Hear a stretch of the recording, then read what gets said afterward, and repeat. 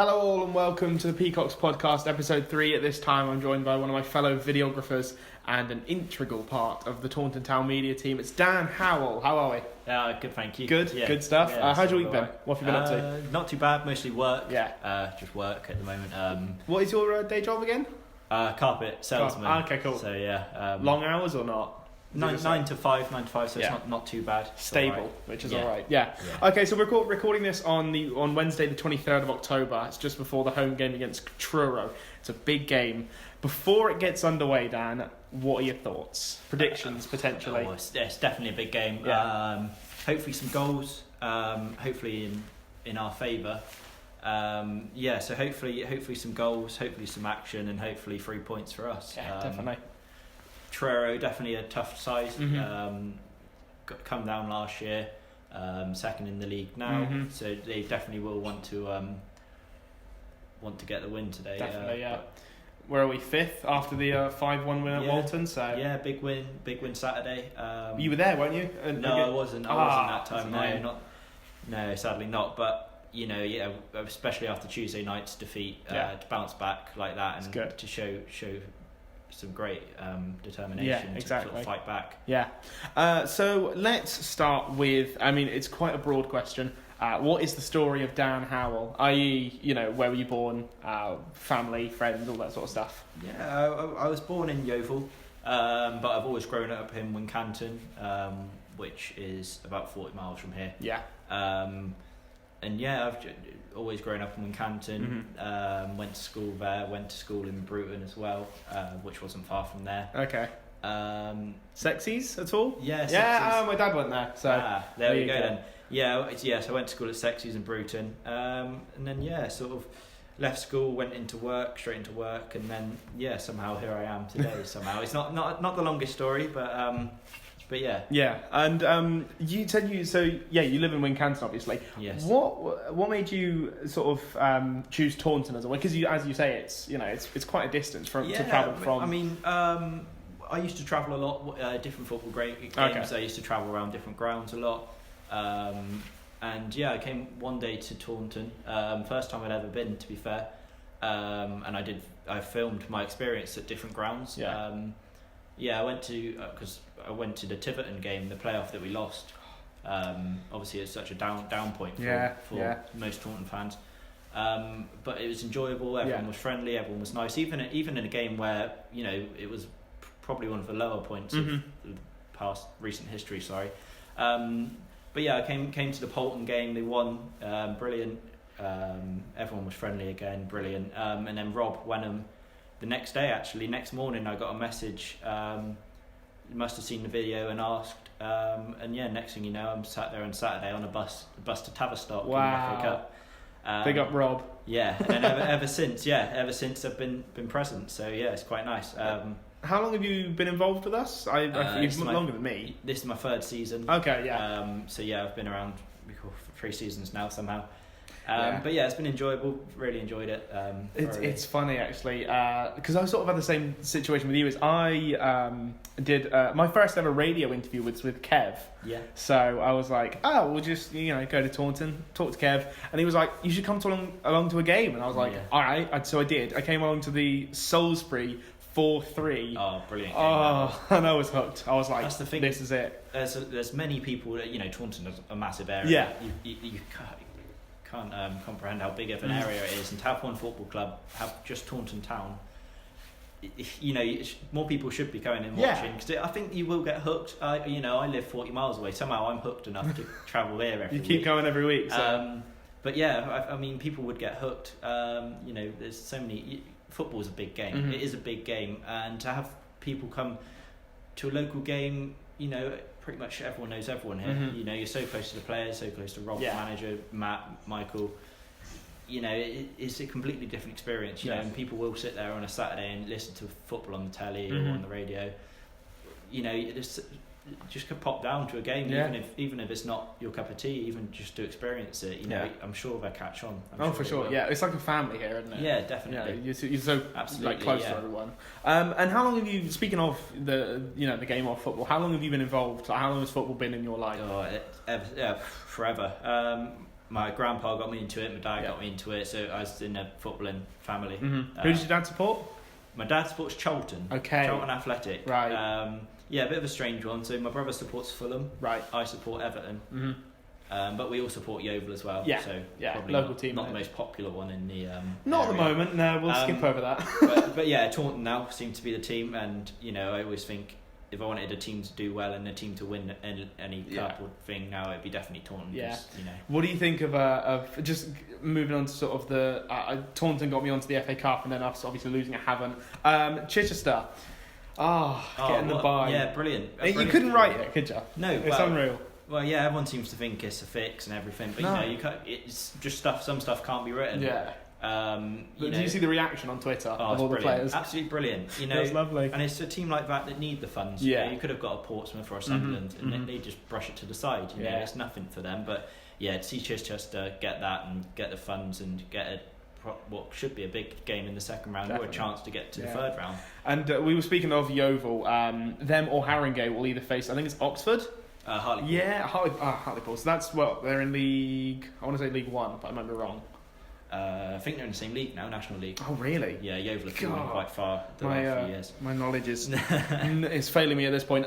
Did do you play football, or did you used to play? I used to. I played right up to under 18s. I played for Wincanton up to under 18s, and then I just stopped. I have made a few unused subs for Taunton in the cups, but Rob's dodgy tactics didn't bring me on. So yeah. We did win the game though, so yeah. So okay, they can't pin it on you. All right, fair enough. Do you have any player that inspires you at all? Any players? Any players. Obviously, you got your Ronaldo. I asked this to Ryan, Ben, and Dan in the last episode. Yeah. Obviously, you've got your Ronaldos, your Messis, and all that. But who to you? I mean, watching people, I was a big fan of Alan Shearer when I was younger. Thierry Henry. Mm-hmm. Because those are like the people you watch. Just that entire Arsenal. And I mean, Messi is a great player. Yeah. I'm not as big a fan as Ronaldo. Okay. So it's probably controversial there, but yeah, Messi, he's just incredible what he can do. And at his height, I was quite a small kid when I was younger. I was quite small. So you also looked up to. So yeah, Messi, Ronaldo's that one that's got the big. I'm not going to say bulky, but he's stronger, he's got the strength. But Messi just somehow seems to weave in and out of everyone. So you'd say Messi over Ronaldo? Yeah. Okay. I think I'm with you on that. Not because obviously I don't rate Ronaldo. He's a brilliant player. Yeah, but I appreciate both of them. It is that thing with Messi about he's a one-card player, and he's just the player of that ability for him to be so. Not weak, but small, and he's still able to do what he can do. You'd look at him at the age of 17, 18, you'd think no chance of what he's achieved, and he's done it. So crazy stuff. To him, if we're talking like two best players, you've got Messi, Ronaldo. Third at the moment. Third, Salah's up there. I was going to say Salah. Mo Salah's up there. I think Kylian Mbappe's done well for PSG. But yeah, you've got a few players there. Hazard, if he proves himself at obviously you're a Chelsea fan, so you've looked to the ground. Don't mention those words. I'm gonna cry. But yeah, Hazard, if he proves himself, should be all right. But yeah, sadly, no English players in that. No. I mean, I was going to say. Moment. I mean, Raheem Sterling isn't enough there for me to see him in the elite three just yet. I think players like Rashford and Kane will all in a couple of years really it looks good for the future for England, definitely, but right now I don't think they've got enough experience in the squad. There's been such a big gap between your John Terry's and your Steven Gerrard, Frank Lampard. Exactly. There's been not really anything to fill that gap in between there and now, so hopefully once they're more experienced, give it 4 to 8 years. Yeah, exactly. A couple more World Cups. We might be pushing for hopefully winners' place. I hope so. Anyway, I'm quite disappointed you didn't say Mason Mount, but we'll move on. So we've got hobbies outside of football. I know, obviously, I've seen on like Twitter and stuff. You play for your local cricket team. Yeah, is that right? Cricket. Yeah. Anything else other than just cricket? Apart from cricket, no, not really. That's not too much. Okay. Obviously, the media stuff takes over a lot. Yeah. But it's thoroughly enjoyable. I enjoy doing it. Yeah. All the graphics, normally get a long list. So normally when I finish work, I open my emails. There's a long list of stuff. Kev's just sent you can you do this? Yeah, but it's enjoyable. But I have cricket in the summer. Obviously, the off season, you got to fill the time. Otherwise, I'd be sat around doing nothing. Yeah, exactly. But yeah, I just like going out and about, walks, everything. Mm-hmm. Probably a boring thing to say. Well, no, I mean, that's absolutely fine. I mean, there's something to clear the mind, isn't it? Yeah, Like visit the odd National Trust place or two, but, nice. It's not too bad. That's good. That's good. Yeah. And I had a question I was going to think.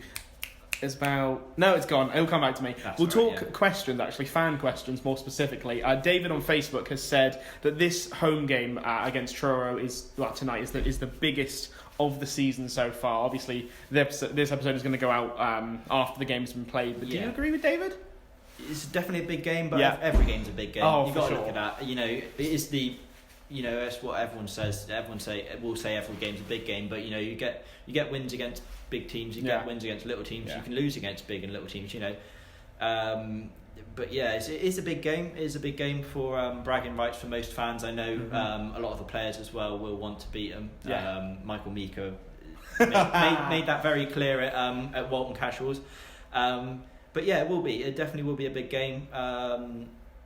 For the fans, but for the players, I think they just see it as another game and they just want to go for the 3 points. It's like you speak of sort of not little teams beating bigger teams, but an upset that happened last night actually was Hayes and Yeading beat Poole Town. Yeah, crazy, isn't it? Yeah, they did look all right when they came down here a couple of weeks back.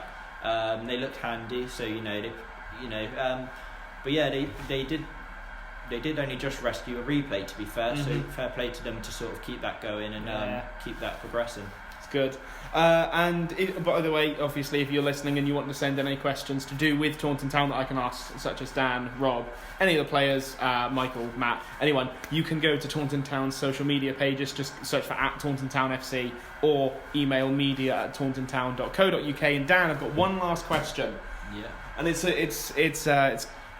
quite a vague question, but what drives you? Normally drive myself. In a Peugeot, but I think it's just the response. Doing the media stuff, getting the reactions from people, and just trying to help people out. Yeah. Volunteering here is so rewarding when you see the reaction of what you do and the stuff you do, like myself. Yeah. You, Rob, Andy, Kev, Simon out there on the pitch, they're probably happy at the moment because it's raining, probably saving them time in the morning. Yeah, exactly. But yeah, it's just brilliant to see everyone's so complimentary around the place, and yeah, it's just nice to sort of achieve something and look back and note at what you've achieved, and what you've done. So it's quite nice. And one of the things that I've sort of taken from, obviously, I've spent just over a season here. You are a very big part of our media team here. I know that. I just wanted to say this, just because you're doing all the videos about the World Mental Health Day. That was all you. Yeah. You post on Twitter a lot alongside Rob Wenham. You post on Twitter. Yeah. It's just saying you do a lot more than I do, and we thank you. Well, so. It's really good. Andy and Rob, brilliant. They do the website. I ain't got a clue with the website. No, neither. It's a completely different. I've done Wix. I've made a few websites on Wix before, but I can't get my head around the programming for that. So, but they're brilliant. They're always there. We work as a team. I wouldn't say it's who does more. It's about the team more than anything. Yeah.